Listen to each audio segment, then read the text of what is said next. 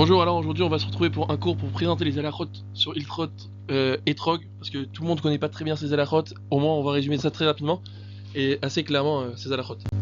Alors premièrement, les premières choses qu'il faut faire attention avant d'aller chez un acheteur Birklal, il faut vérifier que c'est un Iré Shamaim qui fait faire attention que ça va pas être des Etrog qui ont été greffés, ça veut dire qu'ils ont été mélangés entre un Etrog, un citron, un Etrog et une autre espèce, parce que évidemment qu'en mélangeant ces deux espèces, des fois ils vont sortir plus beaux et meilleurs. Du coup il faut vérifier que c'est quelqu'un de Iré Shamaim qui n'a pas commandé chez un turc qui vend n'importe quoi, qui a vraiment acheté chez un Etrog et qui vérifié que c'est des Etrog depuis longtemps et qu'on sait que c'était des Etrog. Et il faut faire attention aussi sur les Etrog Orla, que c'est pas c'est pas un Etrog qui sort des 3 premières années de l'arbre, parce que les 3 premières années, normalement, l'arbre, on n'a pas le droit d'utiliser ce Etrog.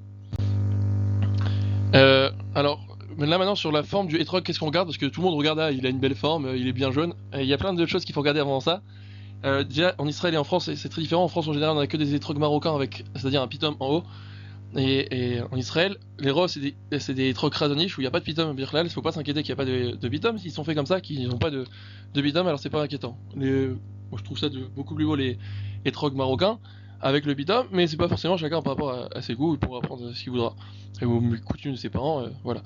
Il y a plusieurs choses dans l'étrog qu'il faut faire attention. Le pitom, si maintenant il y en a un dans un étrog marocain qui a été cassé, ça devient pas saoul, alors que dans un Khazonish qui n'en a pas du tout, il s'y peut pas se casser, alors il n'y aura pas ce problème là. Dans le repos il y a la ceinture qu'il faut faire attention dans le Etrog. Ce qu'il faut regarder c'est la forme, on regarde la forme, là il faut pas qu'il soit trop petit, il faut qu'il fasse au moins un kabetza, c'est-à-dire à peu près il faut faire attention que dans la fête, avec le temps il rapetissait, il faut bien faire attention qu'avec le temps il va pas rapetissir trop, et en séchant quoi, il y a un gramme minimum qu'il faut faire attention. Il faut vérifier qu'il fasse pas moins que kabetza, c'est-à-dire à peu près 57 grammes avant la fin de la fête. C'est le Icar qu'il faut regarder. Après la couleur, faut pas qu'il soit on verra ça juste après quoi. Il faut regarder à peu près la ceinture, c'est-à-dire la ceinture, ça veut dire que c'est très beau quoi. C'est juste un hidour que ce soit plus beau. Un hitrog où la forme elle descend, elle fait une forme comme ça qui va rapetissir, ça va être plus beau qu'un hitrog qui va être directement tout plat sur toute la forme. Ça va être moins beau. On appelle ça moins beau selon la halakha. Du coup, c'est ça qu'il faut faire attention. Les hoquettes, faut pas qu'ils soient enlevés parce que même ça rend pas sous le Etrog. Faut pas qu'ils soient chasser quoi. Faut pas que quelque chose a été enlevé. Goufa Etrog, c'est juste la traduction de. C'est quoi le Etrog. Ici, on va voir que qu'est-ce qu'il faut regarder aussi dans les Etrog, c'est qu'il faut regarder qu'il y ait les points.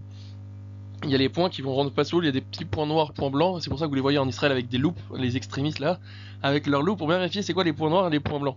Il y a des points qui rentrent pas soul et des points qui rentrent pas soul. C'est-à-dire que si maintenant il y a par exemple, il faut regarder, il y a le Etrog il est séparé en deux parties. Alors par rapport à l'Etrog il faut regarder la première, il est séparé en deux parties quoi. La première partie du premier tiers quoi. Celles-là, c'est les plus importants qu'il faut regarder. Il faut bien regarder s'il n'y a pas des points noirs et des points blancs. C'est ça qui sont le plus maqués. C'est ça qu'il faut regarder particulièrement. Il faut regarder particulièrement qu'il n'y ait pas de points noirs ou points blancs à cet endroit-là. Et s'il y en a un, en général, s'il y en a qui peuvent être enlevés, mais ne le faites pas sans l'accord du vendeur. Il y en a qui peuvent être enlevés simplement en grattant avec quelque chose, avec son doigt des fois, avec un coton-tige, parce que pour pas poser de problème.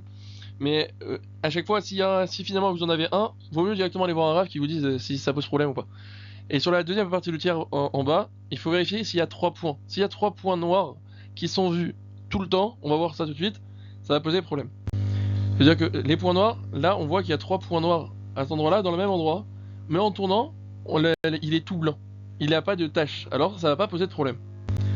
Mais par exemple, là vous voyez que même en tournant dans tous les sens, on va voir qu'il reste toujours des taches noires. Alors ça va poser problème, ça va rendre pas sous le Etrog a priori. Et ça c'est par exemple une tache noire, c'est tout petit hein, et c'est pour ça qu'il faut bien regarder, mais il faut pas trop regarder non plus, il faut que ça soit visible à 40 cm en regardant, 40 cm il faut que ça soit visible, à peu près. Ça veut dire que des fois oui on peut se rapprocher plus pour voir quand on le vérifie, mais en général si on le voit pas trop, ça va pas poser de problème, mais à vérifier, à chaque fois. Il y a des fois des taches de sécheresse qui peuvent apparaître sur le Etrog, il y a deux styles, celles qui sont qui ressortent. Ça veut dire que on voit que c'est à l'extérieur, ça veut dire qu'il y a le Etrog il est normal et il y a une couche extérieure qui est un peu sec comme ça va rester cachère. Parce que c'est pas dans le Etrog même, le Etrog même il reste cachère, il reste entièrement mouillé bien à l'intérieur, je sais pas comment on appelle ça, qui reste bien mouillé à l'intérieur.